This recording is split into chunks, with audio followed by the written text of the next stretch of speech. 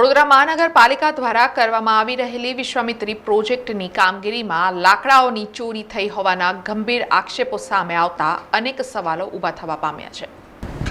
વિશ્વામિત્રી નદીને ઊંડી અને પહોળી કરવાની કામગીરી એટલે કે વિશ્વામિત્રી પ્રોજેક્ટની કામગીરીમાં લાકડાઓની ચોરી થવાના ગંભીર આક્ષેપો સામે આવ્યા છે। આમ તો મ્યુનિસિપલ કમિશનર અને પાલિકાનું તંત્ર એમ જણાવે છે કે વિશ્વામિત્રી નદીની આ કામગીરી એટલે કે વિશ્વામિત્રી પ્રોજેક્ટના લાકડાઓને સ્મશાનમાં આપવામાં આવે છે। જો કે કલાલીથી આગળ વિશ્વામિત્રી નદીના તટે જે કામગીરી ચાલી રહી હતી તે દરમિયાન જે વૃક્ષો અને અન્ય વસ્તુઓનું નિકંદન કરવામાં આવ્યું તેના લાકડા બારોબાર વેચી દેવામાં આવ્યા હોવાના ગંભીર આક્ષેપો સ્થાનિક લોકોએ કર્યા છે। સ્થાનિક લોકોની આ વાત સાથે સહેમત થઈ કોંગ્રેસે પણ આ મામલામાં FIR થાય ત્યાં સુધીની કાર્યવાહી કરવાની માંગ કરી છે। કોંગ્રેસના વડોદરા શહેર પ્રમુખ ઋત્વિજ જોશી અને વોર્ડ પ્રમુખ રાકેશ ઠાકોર સહિતના લોકો આજે ઘટના સ્થળે પહોંચ્યા હતા અને આ મામલે મીડિયા માધ્યમોમાં પ્રતિક્રિયા આપતા ફરિયાદ સુધીની કાર્યવાહી થાય તેવી માંગ કરી હતી।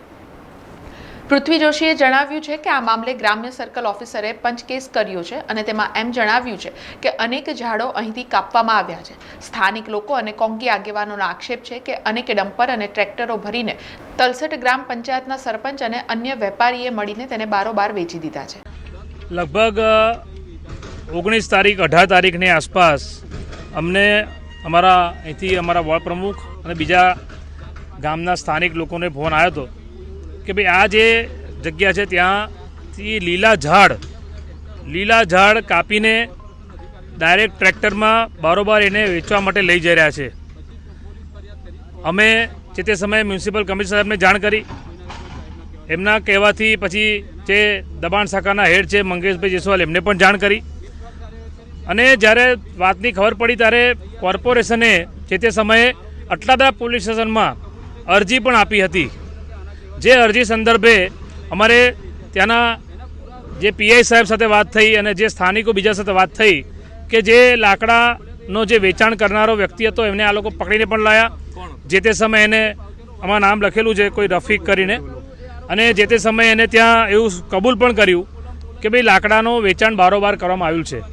પ્રશ્ન એ છે કે જે ગ્રામ પંચાયત આવે છે તલસટ અને આ જે સિટી સર્કલ ઓફિસર છે, આના સર્કલ ઓફિસર ગ્રામ્યના, એમને પણ જે પંચક્યાસ કર્યો છે એ પંચક્યાસમાં એવું લખ્યું છે કે 17 ગોર સાંભળીના, એક ગુલમોહર, એક લીમડો અને 4 પીલુડી આવા પ્રકારના ઝાડ બિન પરવાનગી અને ગેરકાયદેસર રીતે કાપવામાં આવ્યા છે, જેના અવશેષો પણ મળી આવેલા છે એવું એમના રિપોર્ટમાં લખ્યું છે કે ભાઈ વિશ્વામિત્રી નદીના પટના વિસ્તરણમાં વાત એવી છે કે જો ગ્રામ્યના સર્કલ ઓફિસરે જે પંચક્યાસ કર્યો ને એમના રિપોર્ટમાં આવું લખ્યું છે, આપણે અરજી આપી કોર્પોરેશને તો એ અરજીના બેઝ પર ફરિયાદ આગળ કેમ નહીં? શું કોઈ મોટા નેતાનો ફોન આવી ગયો, કોઈનું દબાણ છે? શું કામ ફરિયાદ કરવામાં આવે? આજે તમે વિચાર કરો કે વેપારી આવે નારીથી ડાયરેક્ટ લાકડા લઈ જાય, કઈ રીતથી થાય? હું એ જ કહું છું કે કોઈ સ્થાનિક કોઈ વ્યક્તિ છે આનામાં ઇન્વોલ્વ? હું એ જ મારો એ જ આમાં જે લાકડાના વેપારીએ કીધું કે ભાઈ જે સરપંચ છે એ પણ આમાં ઇન્વોલ્વ છે, એમાં એનું નામ ખુલ્યું છે અને હજુ બીજા બધા પણ નામ ખુલ્યા હશે, એ પોલીસ તપાસનો વિષય છે। પરંતુ જ્યારે કયું નામ આવ્યું છે કે આનો સરપંચ છે? તલસટ ગ્રામ પંચાયતના સરપંચ છે એમની અને જે આ લાકડાના વેપારી છે એ બેનું નામનું અરજી અમારા જે અરજદાર છે પિયુષભાઈ ઠાકોર એમને અમને જે નકલ આપી છે એમાં બંનેના નામ સાથે લખેલું છે કે તલસટ ગ્રામ પંચાયતના સરપંચ નવનીત ઠાકોર તથા લાકડાના વેપારી રફીકભાઈ દ્વારા કલાલીના ગૌચર તથા તલસટના ગૌચરના લીલા વૃક્ષો ગેરકાયદેસર કાપીને વેચી કાર્ય છે એ બાબતની અરજી અમને પણ મળેલી છે। એ બાબતની અરજી આ લોકોએ ત્યાં ગ્રામ્યમાં મામલતદારને આપી છે, એ બાબતની અરજી પોલીસ સ્ટેશનમાં પણ આપી છે। વાત એવી છે કે ગ્રામ્ય વન વિભાગમાં આપી છે, બધાને આપી છે। પ્રશ્ન એ છે કે ભાઈ જો મામલતદાર ગ્રામ્યવાળા જો આનો પંચક્યાસ કરીને સ્થળ પર આવીને બધું કરીને ગયા તો કોર્પોરેશનની જવાબદારી નથી? કોર્પોરેશનના અધિકારીઓનું કહેવું એવું છે કે જે વિશ્વામિત્રીના જે સાફ સફાઈ જે કરી રહ્યા છે એમાં જે ઝાડ આવે છે ભાઈ એમાં નહીં, એની સિવાયના જે ઝાડો આવે છે લીલા ઝાડો કાપી નાખ્યા છે। એક બાજુ તમે જુઓ કે આપણે પર્યાવરણ બચાવવાની વાત કરીએ, એક બાજુ અત્યારે કાળઝાળ ગરમીની પણ શરૂઆત થઈ ગઈ છે, ત્યારે આવા લીલા ઝાડો કાપીને બારોબાર તમે એને એવું કહે કે ભાઈ સ્મશાનમાં લાકડા આપીએ કે કોઈ બીજા સદુપયોગમાં કરતા હોય તો હજુ વસ્તુ બરાબર છે, પણ બારોબાર વેચી કાઢ્યા એટલે આ તો કોર્પોરેશનને નુકસાન છે અને ગ્રામ પંચાયત। આમાં કોર્પોરેશનના અધિકારીએ કહે કે મારે PI સાહેબ જોડે વાત થઈ, એમાં મારી ફરિયાદ ના લે કે અમારા વોર્ડ પ્રમુખની ફરિયાદ ના લે, જે કોર્પોરેશનનો અધિકારી છે એ ફરિયાદી બને તો એની ફરિયાદ લેશે। બાકી અટલાદરા પોલીસ સ્ટેશનમાં બધી માહિતી છે પણ આ લોકોએ જે અરજી આપી એના બેઝ પર ફરિયાદ કરવાની જગ્યાએ એ અરજીને પાછી લીધી, એના કારણે ભીનું સંકલ આવ્યું છે. વાત એવી છે કે જો વિશ્વામિત્રીને જે આ ઊંડાણ અને પહોળી કરવાનું જે કામ ચાલી રહ્યું છે, જો એમાં હજુ જો શરૂઆતમાં જો કદાચ આવો લાકડાનો ડાયરેક્ટ બારોબાર વેચાણની ભ્રષ્ટાચારની વાત હશે તો આગામી દિવસો અમારે કોંગ્રેસ પાર્ટી તરીકે આમની પર વોચ રાખવી પડશે કે આમાં તો બીજા કોઈ ભ્રષ્ટાચાર તો નથી થતા ને. તો સમગ્ર મામલે જ્યારે બીએમસીના પાર્કિંગ અને ગાર્ડન વિભાગના હવાલાના ડાયરેક્ટર ડોક્ટર મંગેશ જયસ્વાલને પૂછવામાં આવતા તેમણે જણાવ્યું હતું કે આ મામલે અટલાદરા પોલીસ મથકે અગાઉ અરજી કરી હતી અને ડેપ્યુટી ડાયરેક્ટરે પંચ કેસ પણ કર્યો છે.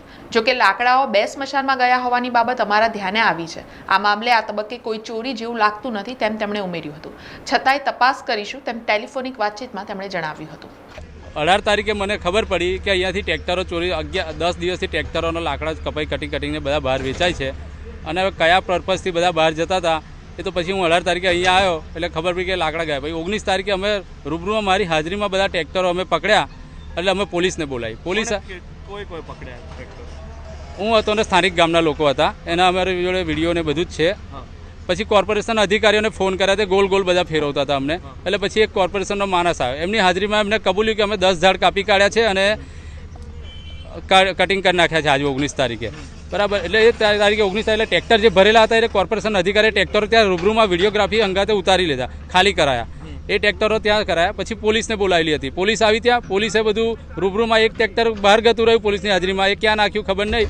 બીજા બધા ટ્રેક્ટરો અહીંયા જતા એ ખાલી કરાયા. પોલીસે પછી અહીંયાથી બધાને કોર્પોરેશનના અધિકારીઓ પછી અરજી કરી. એમાં કોઈ સાહેબ આવ્યા હતા, એમને કંઈ અરજી કરી ત્યાં કોર્પોરેશનના. પછી કોઈ ફરિયાદ થઈ, પછી આરોપીને પકડી લાયા એના આધારે, અરજીના આધારે. કોણ આરોપી છે? આરોપી રફીક કરીને હતો. એટલે મારી હાજરીમાં મેં પોલીસ સ્ટેશન તપાસ કરતા મને ખબર પડી કે રફીકે બધું કબૂલ લીધું. કોઈ 2-3 જણના કોઈ ભાજપના નેતાઓના કંઈ નામ બોલતો હતો એ. કયા ભાજપના નેતા? હવે એ કોઈ ગામના જ છે, કોઈ તલસટ ગામના. એ લોકો કંઈ મિલી ભગત છે એ લોકો જોડે. કોઈ નવનીત ઠાકોર કરીને છે ને બીજો એક ભાઈ છે, એનું નામ મને ખ્યાલ નથી. એના નામ ક્યાં ત્યાં બોલ્યો હતો એવું કહેવાય છે અને લેખિત મેં બધું કબૂલી બી લીધેલું એને. નવનીત ઠાકોર ગામનો સરપંચ છે અને જે આરોપી હતો એનો પાર્ટનર છે, રફીક કરીને છે એની જોડે ધંધો કરે છે લાકડાનો. અમારી માંગણી એવી છે કે જે લીગલી કાર્યવાહી થાય છે કોર્પોરેશને કેમ અટકાવીએ, ફરિયાદ કેમ પાછી ખેંચીએ? એવું તો શું હતું કોર્પોરેશનને વેપારી જોડે એવું લેવા દેવા કે ફરિયાદ પાછી ખેંચી એમને? એફઆઈઆર થવી જ જોઈએ. આ સમગ્ર બનાવ અંગે અટલાદરા પોલીસ મથકના પોલીસ ઇન્સ્પેક્ટર મનસુખ ગુર્જરનો ટેલિફોનિક સંપર્ક કરતા તેઓ કોઈ કામમાં વ્યસ્ત હોવાથી સંપર્ક થઈ શક્યો નથી. અત્રે નોંધનીય છે કે વિશ્વામિત્રી પ્રોજેક્ટની હજુ તો શરૂઆત થઈ છે, માંડ 5% કામ પૂર્ણ થયું છે. તેવામાં આ પ્રકારના આક્ષેપો જ્યારે થતા હોય ત્યારે પાલિકાની કામગીરી પર પણ ગંભીર સવાલો આ તમામ આક્ષેપો ઊભા કરી રહ્યા છે. કલાલી ગામથી તલસટ તરફ જે વિશ્વામિત્રી પ્રોજેક્ટ હેઠળ જે કામગીરી ચાલી રહી એ પટ્ટો છે અને અહીંયાથી જે લાકડા ચોરી થયેલા છે 11 તારીખથી કટિંગ ચાલુ કર્યું હતું, 11 માર્ચથી 19 તારીખ સુધી કટિંગ કર્યું. અમે વિરોધ કરીને, સ્થાનિકોએ અને અમે વિરોધ કરીને એ લાકડા પકડ્યા હતા.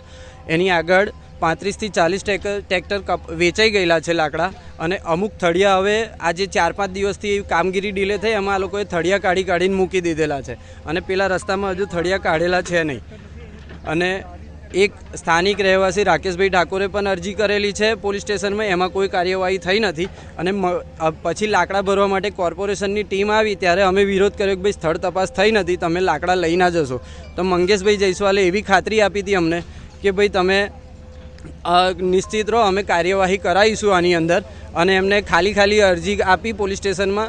પોલીસે એ અરજી હેઠળ રફીક નામનો વેપારી છે અને રનુથી પકડી પણ લાવી અને રફીકે બધું કબૂલી લીધું.